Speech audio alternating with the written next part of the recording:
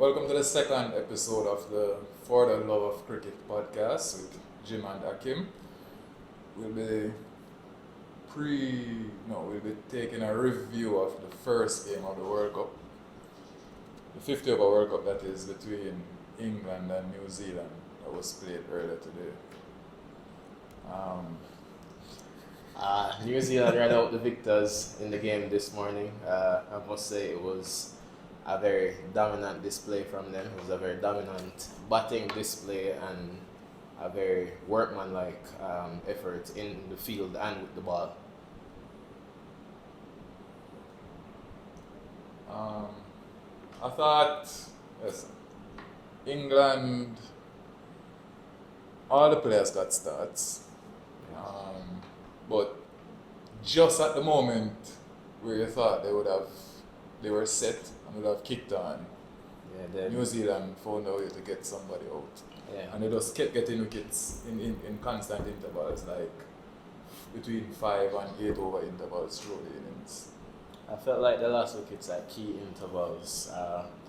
Also felt like I didn't get the English approach that I would have expected. I felt like they were a bit sedate at times, a bit cautious.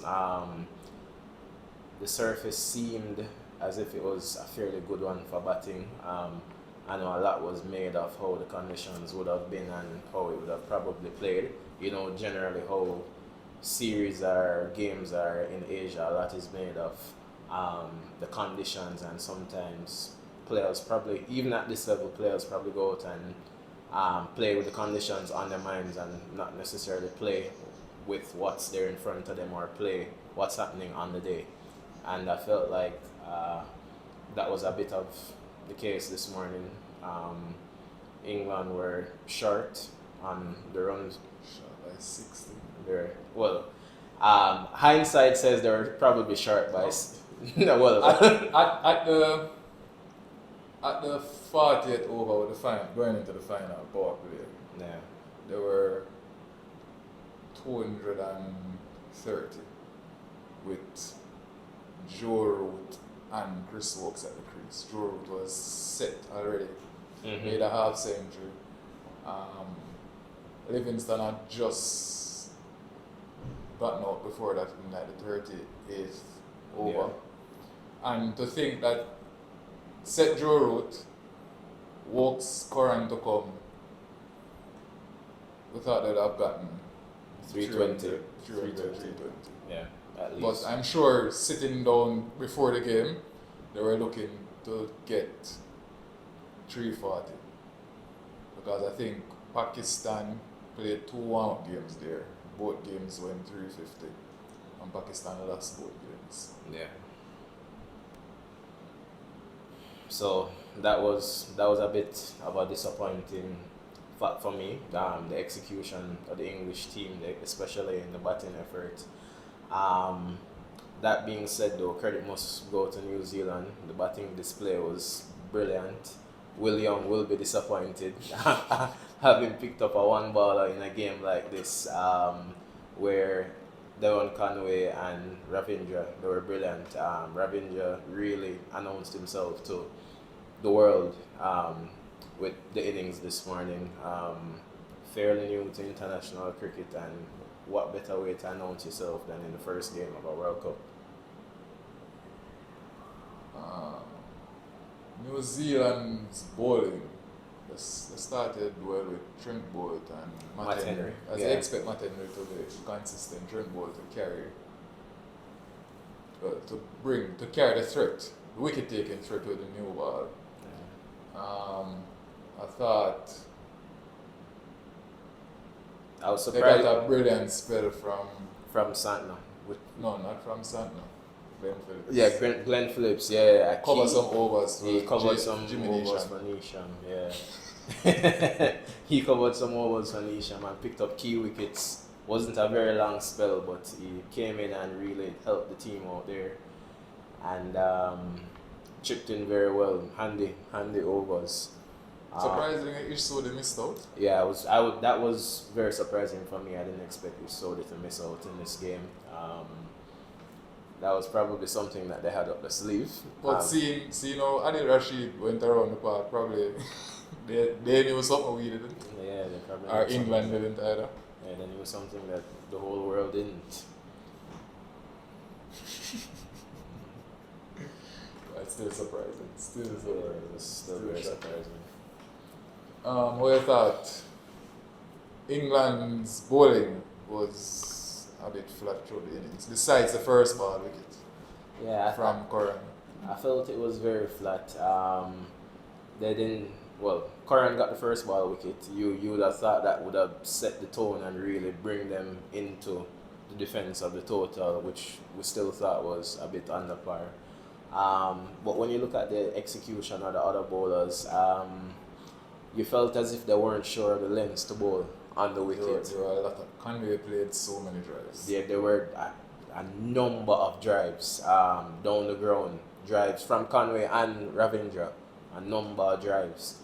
Markwood started erratically as well. You think all those drives came from seeing Markwood being pulled in the stands 3 times? 2 overs for 30?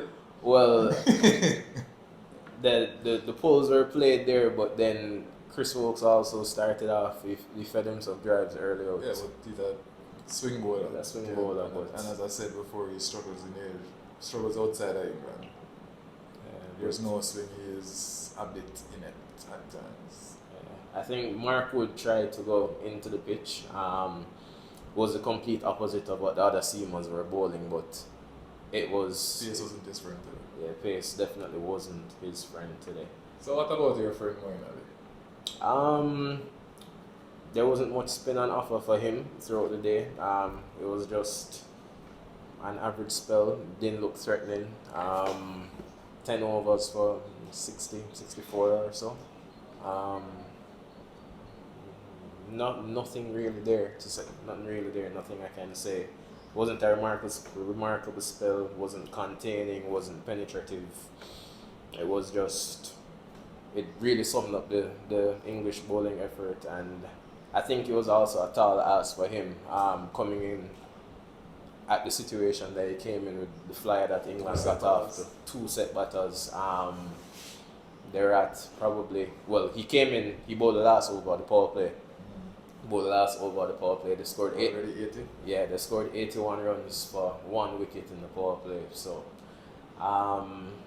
the game, New Zealand were truly on the way at that point. I would have really needed probably Moeen and Adil Rashid to really crunch wickets in the middle overs to turn the game for England at that point, because the way it was looking from the performance of the seam bowlers, it looked like they were well and truly out of it at that point, that early in the game. So it was a bit alarming for me. It should be alarming for English fans. I know that many people have told them to defend the title here, but I was not pleased with the bowling performance that I saw from them this morning.